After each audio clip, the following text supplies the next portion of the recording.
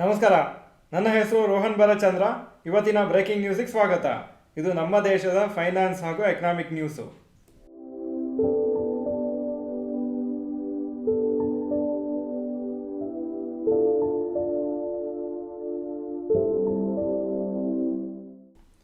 News number 1, SBI quarterly results.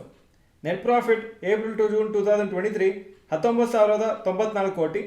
April to June 2024 20,094 ಕೋಟಿ, 5% ಜಾಸ್ತಿ ಆಗಿದೆ.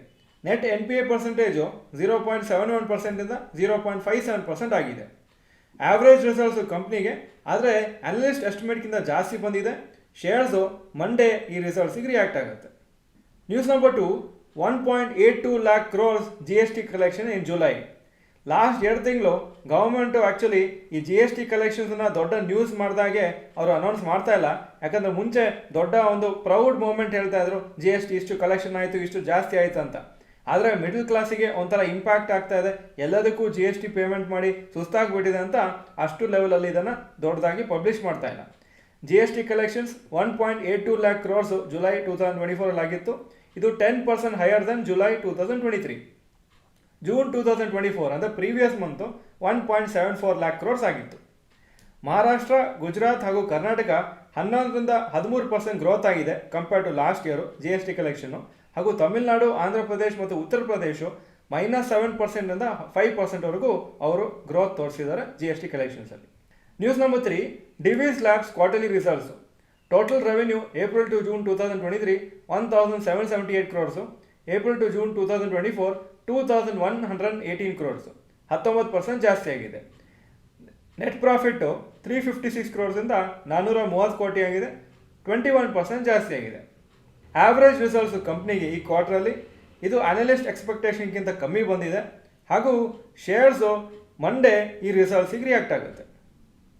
News number 4, markets could be weak on Monday.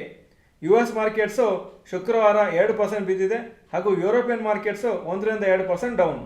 ನಿಫ್ಟಿನೂ mostly opening time ಸ್ವಲ್ಪ weak ಇರ್ಬೋದು ಸೋಮವಾರ. ಇದೊಂದು ಒಳ್ಳೆ ಆಪರ್ಚುನಿಟಿ ಲಾಂಗ್ ಟರ್ಮ್ ಇನ್ವೆಸ್ಟರ್ಸ್ಗೆ. ಯಾರು SEP SIP ಮಾಡ್ತಾ ಇದ್ದಾರೆ ಅವರಿಗೆ ಸ್ವಲ್ಪ ಲೋವರ್ ರೇಟಲ್ಲಿ ಶೇರ್ಸ್ ಅಥವಾ ಮ್ಯೂಚುವಲ್ ಫಂಡ್ಸಲ್ಲಿ ಇನ್ವೆಸ್ಟ್ ಮಾಡಲಿಕ್ಕೆ ಆಗುತ್ತೆ. ಹಾಗೂ ನಿಮ್ಮ ಹತ್ರ ಲಮ್ಸಮ್ ಅಮೌಂಟ್ ಇದ್ದರೂ ಲಮ್ಸಮ್ ಅಮೌಂಟ್ ಹಾಕಲಿಕ್ಕೂ ಒಂದು ಸ್ವಲ್ಪ ಒಳ್ಳೆ ಟೈಮ್ ಥರ ಕಾಣಿಸುತ್ತೆ. ಯಾಕಂದರೆ ಸ್ವಲ್ಪ ಕಮ್ಮಿ ರೇಟ್ ಸಿಗುತ್ತೆ. ಆದರೆ ಲಮ್ಸಮ್ ಅಮೌಂಟ್ ಇನ್ವೆಸ್ಟ್ ಮಾಡ್ತೀರಿ ಅಂದರೆ ನೀವು ಯಾವಾಗಲೂ ಒಂದು 8ರಿಂದ 10 ವರ್ಷ ಟೈಮ್ ಕೊಡಲೇಬೇಕಾಗುತ್ತೆ. News number 5, rapid news. Ambuja cements ಅವರ ಫಸ್ಟ್ ವೆಂಚರ್ ಬಿಹಾರಲ್ಲಿ ಸ್ಟಾರ್ಟ್ ಮಾಡ್ತಾರೆ ಅಂತ ಅನೌನ್ಸ್ ಮಾಡಿದ್ದಾರೆ. ವಾರಿಸ್ದಾಲಿಗಂಜ್ ಸಿಮೆಂಟ್ ಗ್ರೈಂಡಿಂಗ್ ಯೂನಿಟ್ ಅಂತ ಅವರು ಸ್ಟಾರ್ಟ್ ಮಾಡ್ತಾ ಇದ್ದಾರೆ. ಅಲ್ಲಿ 6 million tons per annum capacity ಇರುತ್ತೆ ಸಿಮೆಂಟ್ ಮ್ಯಾನುಫ್ಯಾಕ್ಚರಿಂಗ್ದು. ಹಾಗೂ ಇನ್ವೆಸ್ಟ್ಮೆಂಟು 1,600 ಕೋಟಿ ಮಾಡ್ತಾರೆ. ಇದು 3 ಫೇಸಲ್ಲಿ ಅವರು ಈ ಪ್ರಾಜೆಕ್ಟನ್ನು ಸ್ಟಾರ್ಟ್ ಮಾಡ್ತಾರೆ ಅಂತ ಹೇಳಿದ್ದಾರೆ. ಮೊದಲನೇ ಫೇಸಲ್ಲಿ 2.4 metric tons per annum ಅಲ್ಲಿ ಅವ್ರ ಕೆಪಾಸಿಟಿ ಮಾಡ್ತಾರೆ. ಹಾಗೂ 1,100 crores ಇನ್ವೆಸ್ಟ್ ಆಗುತ್ತೆ. ಡಿಸೆಂಬರ್ 2025 ಅಷ್ಟರೊಳಗೆ ಅದು ರೆಡಿ ಆಗುತ್ತೆ. ಇಂಡಿಯನ್ ಫಾರೆಕ್ಸ್ ರಿಸರ್ವ್ಸು ಸ್ವಲ್ಪ ಬಿದ್ದಿದೆ ಟು $667 billion. ಲಾಸ್ಟ್ ವಾರ ಮುಂಚೆ ಆಲ್ಮೋಸ್ಟ್ ರೆಕಾರ್ಡ್ ಹೈಗೆ ಹೋಗಿತ್ತು. ಇದು ಇವತ್ತಿನ ಬ್ರೇಕಿಂಗ್ ನ್ಯೂಸು. ವಿಡಿಯೋ ಚೆನ್ನಾಗಿದ್ರೆ ಲೈಕ್ ಬಟನ್ ಪ್ರೆಸ್ ಮಾಡಿ ಹಾಗೂ ವಿಡಿಯೋ ಎಲ್ಲ ಫ್ರೆಂಡ್ಸ್ಗೂ ಕಳಿಸ್ಕೊಡಿ. ಈ ವಿಡಿಯೋ ನೋಡೋದಕ್ಕೆ ಧನ್ಯವಾದಗಳು. ನಮಸ್ಕಾರ.